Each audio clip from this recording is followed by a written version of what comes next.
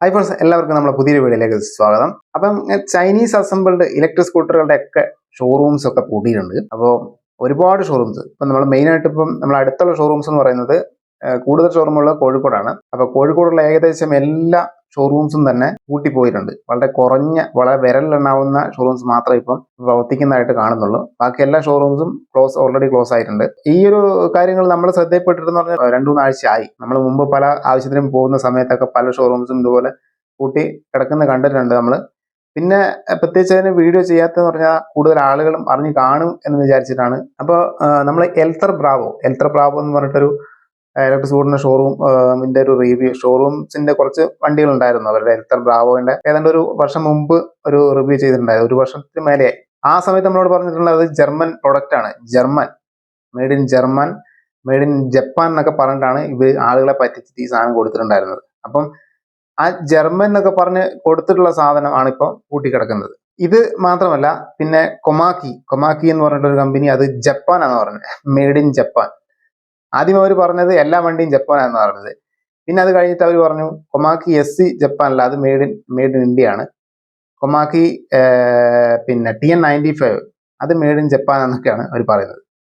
അങ്ങനെ ഒരു കമ്പനിയിൽ 2 വണ്ടികളുണ്ടാവും, അങ്ങനെ കൺട്രികളിൽ നിന്നുള്ള വണ്ടികൾ ഉണ്ടാവും എന്ന് എനിക്കറിയത്തില്ല. എന്തായാലും അങ്ങനെയാണ് ഇപ്പോൾ പറയുന്നത്. അതേപോലെ തന്നെ ഇപ്പോൾ നമ്മുടെ SVM, ഇവരെ തന്നെ എൽത്തർ ബ്രാവോയുടെ തന്നെ SVM കമ്പനി കൂട്ടിയിട്ടുണ്ട്.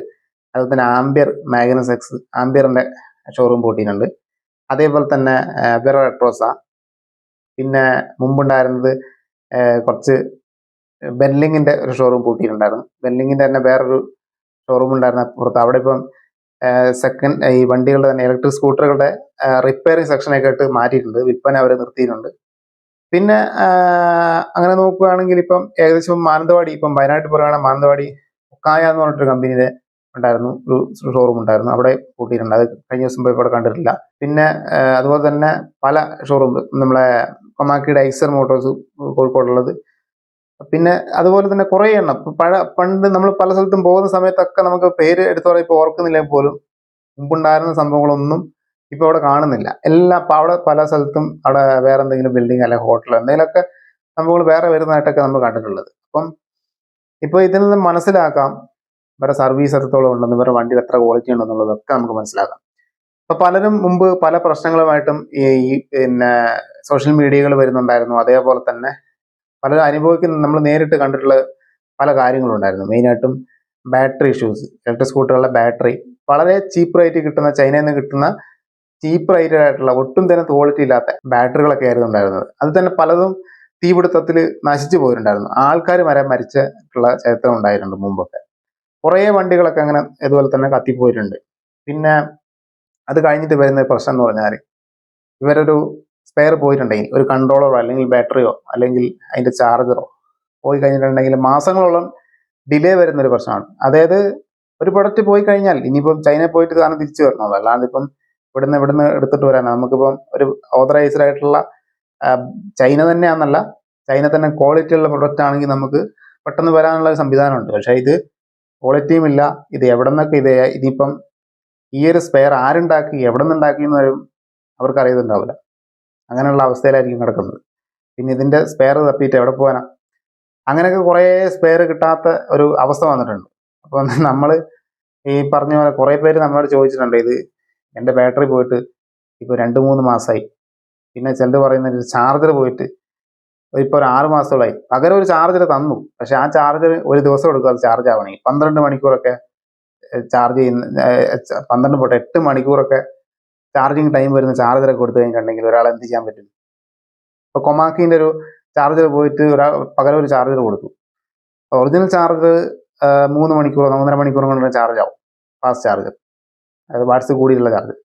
രണ്ടാമത് അവർ സ്പെയർ ചാർജറായി കൊടുത്തത്, തൽക്കാലത്തേക്ക് കൊടുത്ത ചാർജർ എന്ന് പറയുന്നത് ഏതാണ്ട് 8 മണിക്കൂർ വരെ ടൈം എടുക്കും. 8 മണിക്കൂർ എന്ന് പറയുമ്പോൾ ഒരു ദിവസം തന്നെയായി. അതായത് രാത്രി ചാർജ് ചെയ്യാനിട്ടിട്ടുണ്ടെങ്കിൽ നേരം വെളുത്താലേ ചാർജ് ആവുള്ളൂ, നേരം വെളുത്താലും ചാർജ് ആവില്ല. ആ അവസ്ഥയിലുള്ള ചാർജറൊക്കെയാണ് കൊടുത്തേക്കുന്നത്. അതും വെച്ചിട്ട് അവർ പറയുന്നത് 3 മാസം 4 മാസം അങ്ങനെ വെയിറ്റ് ചെയ്താലേ പുതിയ ചാർജർ വരുമെന്ന്. അപ്പോൾ അത്രയും ദിവസം ഇതും വെച്ചിട്ട് അവർ അനുഭവിക്കണം. ചിലർക്ക് അതുപോലും കിട്ടാറില്ല. ചില കമ്പനികളുടെ എന്ന് പറഞ്ഞാൽ അതുപോലും കിട്ടാറില്ല. പിന്നെ ഒരു വണ്ടി കംപ്ലൈൻ്റ് ആയിട്ടുണ്ടെങ്കിൽ ചിലപ്പോൾ 3 മാസമോ 4 മാസമോ ഒക്കെയാണ് ഷോറൂമിൽ കിടക്കുക, അല്ലെങ്കിൽ അതിൽ കൂടുതലും ചിലർക്ക് കിടക്കാറുണ്ട്. അപ്പം പകരം വണ്ടി ഇല്ലാന്നുണ്ടെങ്കിൽ, പകരം വണ്ടി ഒരു പുതിയ വണ്ടി പെട്രോൾ വണ്ടി ഇല്ലാന്നുണ്ടെങ്കിൽ അവൻ്റെ കാര്യം കട്ടപ്പുകയായിരിക്കും. പിന്നെ ഈ പുതിയ വണ്ടി എടുത്തു കഴിഞ്ഞിട്ടുണ്ടെങ്കിൽ അവസ്ഥ ഇതാണ്. പക്ഷെ ഇപ്പൊ ഇവർ പറയുന്നൊരു കാര്യം എന്ന് വെച്ചാൽ, ഇപ്പം പെട്രോൾ വണ്ടിക്കും ഇതുവരെ കംപ്ലൈന്റ് വരാറില്ല. ഇലക്ട്രിക് മാത്രമേ, നമ്മൾ ഇലക്ട്രിക്കിനെ മാത്രം എന്താ കുറ്റം പറയുന്നത്, പെട്രോൾ വണ്ടിക്ക് കംപ്ലൈന്റ് വരാറില്ലേ? അപ്പം അവർ ചെയ്യുന്നത് എന്താ ഇതല്ലേ എന്ന് ചോദിക്കും. പക്ഷെ പെട്രോൾ വണ്ടി എന്ന് പറയുമ്പം അതിനുള്ള സൊല്യൂഷൻ ഉണ്ട്. ഹൈ സ്പീഡിൽ ഇപ്പോൾ കംപ്ലൈന്റ് വന്നാലും വളരെ പെട്ടെന്ന് തന്നെ ചെയ്തു തീർക്കാൻ പറ്റുന്നുള്ളൂ. അതുപോലെ തന്നെ അതിന് നല്ല സർവീസ് കൊടുക്കുന്നുണ്ട്. ഇതിപ്പോൾ കറക്റ്റ് എന്ന് പറയാൻ പ്രോപ്പറായിട്ടൊരു സർവീസ് കറക്റ്റായിട്ട് കൊടുക്കുന്നില്ല.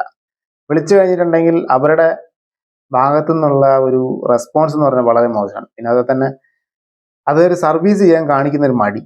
അപ്പോൾ അവർ പറയുന്നതെന്ന് വെച്ചിട്ടുണ്ടെങ്കിൽ ഞങ്ങൾക്ക് അതിന് സർവീസ്, എല്ലാവർക്കും കൂടെ സർവീസ് ചെയ്യാനുള്ള സാമ്പത്തികം ഞങ്ങൾക്കില്ല എന്നൊക്കെ ചിലർ പറയുന്നത്. അതായത് അവർക്ക് ബാറ്ററിക്ക് വാറണ്ടി കൊടുക്കാൻ അല്ലെങ്കിൽ പുതിയത് കൊടുക്കാനുള്ള സംവിധാനം നമുക്കില്ല എന്ന് പറയുന്നുണ്ട്. ഈ പുതിയ സാധനം കൊടുക്കാൻ സംവിധാനം അല്ലെങ്കിൽ ഇവരില്ലാതെ ഇവരെന്തിനാ ഈ പരിപാടിക്ക് ഇറങ്ങിയെന്നാണ് ഞാൻ ചോദിക്കുന്നത്. ഈ ഒരു സംരംഭത്തിന് എന്തിനാണ് ഇറങ്ങിയത്? ഇപ്പം വണ്ടി പെട്ട് പോയ ആളുകൾക്ക് കൊടുക്കാന്നുള്ള ഉത്തരവാദിത്തം, അതിപ്പം അവരുടെ ഒരു റീസൺ ഇവർക്ക് അറിയണമെന്നില്ല, അതായത് ഒരു കസ്റ്റമർക്ക് അറിയണമെന്നില്ല, അവർക്ക് സാമ്പത്തികമായിട്ടുള്ള നിലയില്ല അല്ലെങ്കിൽ അങ്ങനെയുള്ള നമ്മൾ അറിയേണ്ട ആവശ്യമില്ല. അങ്ങനെയാണെങ്കിൽ നിങ്ങൾ ഈ പണിക്ക് നിൽക്കരുത്, ഒരിക്കലും നിൽക്കാൻ പാടില്ല.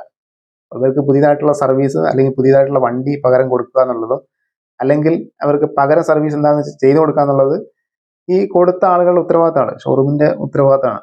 അതില്ലെങ്കിൽ ഈ പരിപാടിക്ക് നിങ്ങൾ ഇറങ്ങാനേ നിൽക്കരുത്. നമുക്ക് പറ്റിയ പണി വേറെ ഉണ്ട്, അത് എടുക്കുന്നതായിരിക്കും നല്ലത്. പക്ഷെ ഇതൊന്നും ചെയ്യാതെ തന്നെയാണ് ഇവർ ഈ ആളുകളെ ഇങ്ങനെ ഇട്ട് ബുദ്ധിമുട്ടിക്കുന്നത്. അപ്പം അങ്ങനെ ബുദ്ധിമുട്ടിക്കുന്ന സമയത്ത് സ്വാഭാവികമായിട്ടും നടക്കുന്ന ഒരു സംഭവം എന്ന് പറഞ്ഞാൽ ഇതിൻ്റെയൊക്കെ പതനം തന്നെയായിരിക്കും. അതായത് ഇതൊക്കെ പൂട്ടിപ്പോവുക തന്നെ ചെയ്യും. പക്ഷെ പൂട്ടിപ്പോയാലും കുറെ ആൾക്കാർ ഇതുപോലെ തന്നെ വണ്ടിയെടുത്ത് പെട്ട ആളുകളുണ്ട്. അപ്പോൾ അവർ പലരും നമ്മളെ വിളിക്കുന്നുണ്ട്, വിളിച്ചിട്ട് ചോദിക്കും ഇപ്പം നമ്മളെന്താണ് ചെയ്യേണ്ടത്? നമ്മൾ വണ്ടി എടുത്തു കഴിഞ്ഞാൽ ഡീലറെ വിളിച്ചാൽ ഫോൺ എടുക്കൂല. എങ്ങാനും ഏതെങ്കിലും നമ്പറിൽ വിളിച്ച് എങ്ങാനും വേറെ ആളെ കൊണ്ടൊക്കെ വിളിപ്പിച്ച് കിട്ടിക്കഴിഞ്ഞാൽ തന്നെ ഇവർ പറയുന്നത് ഇവർക്കൊന്നും അറിയത്തില്ല. ഇവർ പറയുന്നത് നിങ്ങൾ നേരെ ഡയറക്റ്റ് കമ്പനിയുമായിട്ട് കോൺടാക്ട് ചെയ്യുക, എന്നിട്ട് എന്ത് സാധനമാണ് കംപ്ലൈന്റ് ആയത് അത് നിങ്ങൾ കമ്പനിക്ക് അയച്ചു കൊടുക്കുക, നമ്മളെ സ്വന്തം ചാർജിൽ സ്വന്തം റിസ്കിൽ നമ്മൾ അയച്ചു കൊടുക്കുക. അത് കഴിഞ്ഞ് പുതിയ സാധനം സ്പെയർ വരുമ്പം അത് ഉപയോഗിക്കുക എന്നൊക്കെയാണ് പറഞ്ഞത്. ഇത് ഇങ്ങനെ ഒരു കമ്പനി ഉണ്ടോ എന്നുള്ളത് ദൈവത്തിന് മാത്രമേ അറിയത്തുള്ളൂ. അപ്പം ഇത് അയച്ചു കഴിഞ്ഞാൽ തന്നെ, അഥവാ ഇനി ഉണ്ടെങ്കിൽ തന്നെ ഇരിക്കട്ടെ, ഇനിയിപ്പം ഇവർ അയച്ചു കൊടുത്തിട്ട് ഇവര് തന്നെ ഷോറൂം ഉള്ള സമയത്ത് തന്നെ കമ്പനി 3-4 മാസമൊക്കെ കിടക്കുന്നത്.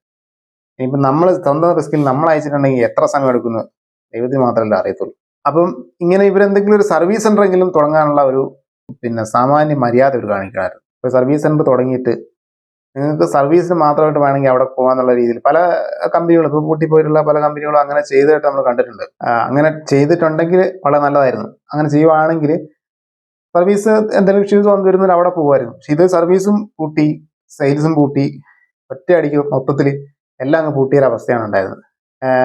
ഇങ്ങനെ വരുന്ന അവസരത്തിൽ എന്ന് പറഞ്ഞാൽ ലീഗലായിട്ട് തന്നെ മൂവ് ചെയ്യുന്നതായിരിക്കും നല്ലത്. ഇപ്പം വണ്ടി എടുത്ത ആളുകൾ തന്നെ കൂടുതലായിട്ടും എല്ലാവരും കൂടി ചെന്നിട്ട് ലീഗലായിട്ട് മൂവ് ചെയ്യുന്നതായിരിക്കും ബെറ്റർ ആയിട്ടുള്ള ഓപ്ഷൻ എന്ന് പറയുന്നത്. കാരണം എന്ത് ചെയ്യാൻ പറ്റും, നമ്മളെടുത്ത് അത്രയും പൈസ കൊടുത്ത് വാങ്ങിച്ചൊരു സാധനം വെറുതെ കിട്ടുന്ന പൈസ ആയിരിക്കുമല്ലോ.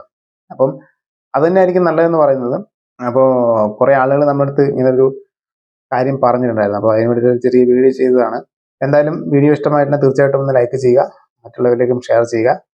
അപ്പോൾ ഈ പുതിയൊരു വീഡിയോയുമായിട്ട് വീണ്ടും കാണാം ഫ്രണ്ട്സ്. ബൈ.